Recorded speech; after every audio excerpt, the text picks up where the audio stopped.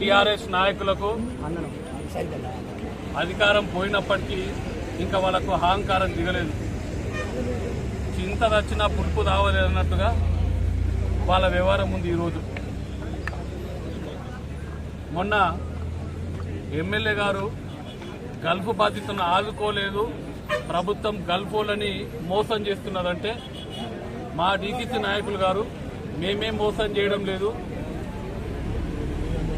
మేము వచ్చిన తర్వాత కొట్లాడి తెచ్చుకున్న తెలంగాణలో గల్ఫ్ కార్మికులకు అన్యాయం జరిగింది. కానీ మా ప్రభుత్వం కాంగ్రెస్ పార్టీ ప్రభుత్వం ప్రజాపాలన రేవంత్ రెడ్డి గారు నాయకత్వాన్న ప్రభుత్వం ఏర్పడిన తర్వాత గల్ఫ్ కార్మికులు ఎవ్వరు చనిపోయినా 5 లక్షలు ఎక్స్ప్రెస్ ఇస్తామని చెప్పి మరి వాళ్ళందరూ కూడా అందరూ రాష్ట్ర వ్యాప్తంగా అందరు లబ్ధిదారులకు ఇవ్వడం జరిగింది. మరి పాల్కొండ నియోజకవర్గంలోని అనేక మందికి గ్రామాన ఎక్కడ గల్ఫ్ కార్మికులు ఇంట్లో ఇబ్బంది జరిగినా ఎవరైనా చనిపోయినా వాళ్ళందరూ కూడా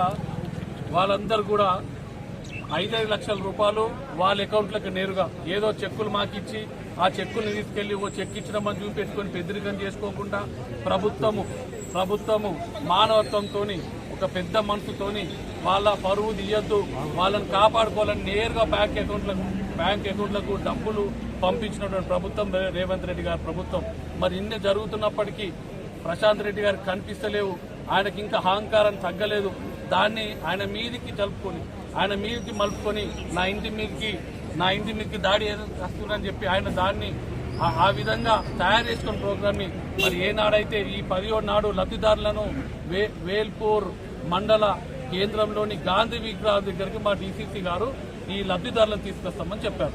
మరి వారేం చేసారు, నా ఇంటి మీదకి చేస్తున్నారని చెప్పి ఒక ఆపోజిట్ గా ఇంకొక నిరసన కార్యక్రమాన్ని పిలిపించారు. ప్రజాస్వామ్యంలో మీరు ఈ ప్రజాపాలన ముఖ్యంగా నియంత్రిత పాలన కాదు, ఈ ప్రజాపాలనలో మీకు నిరసన జరిపే పూర్తి స్వేచ్ఛ ఉంది. కానీ ఈ విధంగా లా అండ్ ఆర్డర్ దెబ్బతీసేటువంటి పనులు చేయకూడదని నేను పాల్గొండ ప్రజల తరఫున మీకు విజ్ఞప్తి చేస్తున్నా.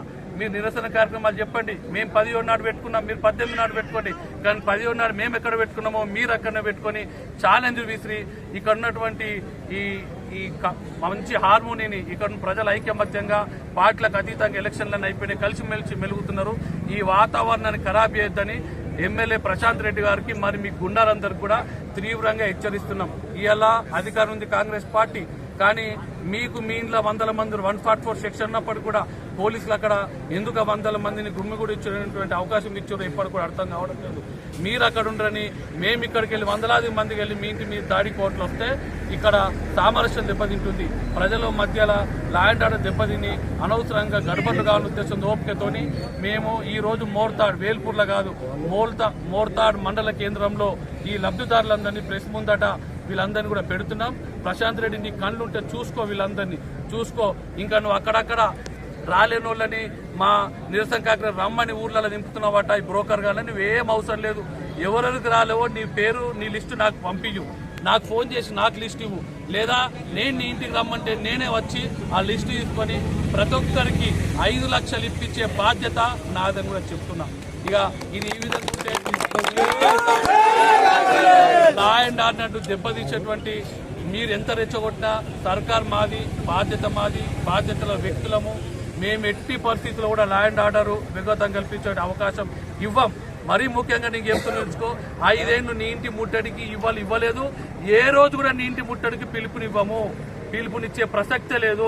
మా చేతిలో అధికారం ఉన్నదని చెప్పి నీ ఇంటి మీద దాడి చేసే అవకాశం ఇవ్వము. నీ ఇంటికి ఏది జరిగినా నాదే బాధ్యత కాంగ్రెస్ పార్టీ తరఫున. నువ్వేది కూడా నువ్వు కల్పించుకొని నా ఇంటి మీదకి దాడి చేస్తారని చెప్పి చెప్పుకుంటే అది నీ విఘ్నతకే వదిలేస్తూ మరి మొన్న భీమ్గల్లో కూడా నువ్వేం చేసినావో తెలుసు. నీకు నిరసన చెప్పేటువంటి అవకాశం ఉన్నప్పటికీ, అనేక వేదికలు ఉన్నప్పటికీ రాష్ట్ర మంత్రి గారు అక్కడికి వస్తే నీ గుండాలను తాగిపించుకొని ఆ రోజు అక్కడ అల్ల కల్లోలం చేసినావు. ఈ రోజు కూడా నువ్వు అదే చేయాలని చూస్తున్నావు. ఇప్పటికీ వేల్పూర్ వాగులో, మోతే వాగులో, రామన్నపేట వాగులో 100 మంది కూర్చొని నీ తమ్ముడు నాయకత్వాన బీర్లు, విస్కీలు, కళ్ళు తాగిపిస్తున్నావట. ఇది ఎంతవరకు కరెక్టో ఆలోచించుకో.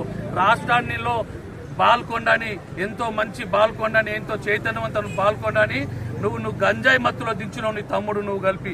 ఈ రోజు దానికి అవకాశం లేదు. ఆఖరికి ఇట్లా నిరసన కార్యక్రమం అంటే తాగిపిచ్చుడు, కార్ల రూపం తాగిపిచ్చుడు, ఇది ఎంతవరకు మంచిదో ప్రశాంత్ రెడ్డి నువ్వు ఒక్కసారి ఆలోచించుకో. నీకు సమస్యలుంటే మా దృష్టికి తీసుకురా. ఎస్, నువ్వు ఎమ్మెల్యే గెలిచినావు, ప్రతి ప్రోటోకాల్ నీకుంది, నిరసన చెప్పే కార్యక్రమం ఉంది. అక్కడ డిఆర్డీఏ మీటింగులు జరుగుతుంటే నిజామాబాద్ కలెక్టర్ ఆఫీస్ లో మీటింగ్లలో రివ్యూలో పాల్గొని నీ సమస్యలను చెప్పు. ప్రభుత్వం ఖచ్చితంగా నీ సమస్యలను తీరుస్తుంది. నీకు అట్లా చెప్పబుద్ధి కాకపోతే నాకు లిస్టు పంపి, లేదన్నా బహిరంగ చర్చకు పెట్టు, నేను వస్తా, మా పార్టీ నాయకులు వస్తారు. నువ్వు రుణమాఫీ కాలేదని రెచ్చగొడుతున్నావట. నీకు ఏ విధంగా అధికారం ఉందో ఒక్కసారి ఆలోచించుకో. 10 ఏళ్ళ అధికారం ఉండి ఎంతో రుణమాఫీ చేసినావు ఆలోచించుకో. మేము అధికారంలోకి వచ్చినటువంటి సంవత్సరం లోపట్నే 21,000 కోట్ల రుణాన్ని మాఫీ చేసినాం. 2 లక్షల లోపల ఉన్న వాళ్ళందరికీ కూడా మాఫీ చేసినాం. ఇంకా కూడా మాఫీ చేస్తాం. సన్న బియ్యం ఇచ్చినాం, ఉచితంగా సన్న బియ్యం పంపిణీ జరుగుతుంది. ఉచిత విద్యుత్ ఇస్తున్నాం, ఉచిత బస్సు ప్రయాణాన్ని కల్పిస్తున్నాం. మరి పిల్లలకు ఉద్యోగాలు ఇచ్చినాం, రుణాన్ని మాఫీ చేసినాం. రైతు భరోసా పథకం మీరు 5,000 ఇచ్చేది దాన్ని 6,000 చేసినాం. ఇంకా కూడా మేము ఇచ్చినట్టు హామీలు బాకీ ఉన్నాయి. ఖచ్చితంగా అవన్నీ మాకు వచ్చి ఇప్పుడు 1.5 కాలం పాటు అయింది. ఇంకా 3.5 సంవత్సరం కాలం పాటు మాకు టైం ఉంది. ప్రజలిచ్చినటువంటి టైం మా దగ్గర ఉంది. ఈ 3.5 సంవత్సర కాలంలో మేమన్నీ కూడా ఏ హామీలు ఇచ్చినాం అన్నిటి కూడా కట్టుబడి ఉంది రేవంత్ రెడ్డి గారు సర్కారు. ఈ ప్రజాపాలన, ఇది కాంగ్రెస్ పార్టీ అనేది మీరు దృష్టిలో పెట్టుకుని ఇంకోసారి తీవ్రంగా హెచ్చరిస్తున్నాం. నువ్వు అనవసరంగా ఈ విధంగా చేస్తే నీ గుండాలను ఊర్లలో మేము పాడేద్దనుకుంటాం. నీ గుండాలు ఏ పాటు గుండాలో మాకు తెలుసు. నీ గుండా ఒక్కొక్కరు కాలినటువంటి శక్తి మా దగ్గర ఉన్నది, కానీ అధికారం మా దగ్గర ఉందని ఏ రోజు కూడా తప్పు చేయదలుచుకోలేదు. ఇప్పటికైనా ఒళ్ళు దగ్గర పెట్టుకుని ఉండు. నువ్వు ఎంత పెద్ద దొంగవో ప్రజలందరికీ తెలుసు. నువ్వేదో పెద్ద ఒక చీటర్వి. రాష్ట్రాన్ని నువ్వు నీ నాయకత్వం ఏ విధంగా దోస్తున్నారో ఈ రోజు ప్రజలందరికీ తెలుసు. మీ రాష్ట్రాన్ని ఖజానాన్ని ఖాళీ చేసినప్పుడు కూడా ఈ రోజు రేవంత్ రెడ్డి గారు ఈ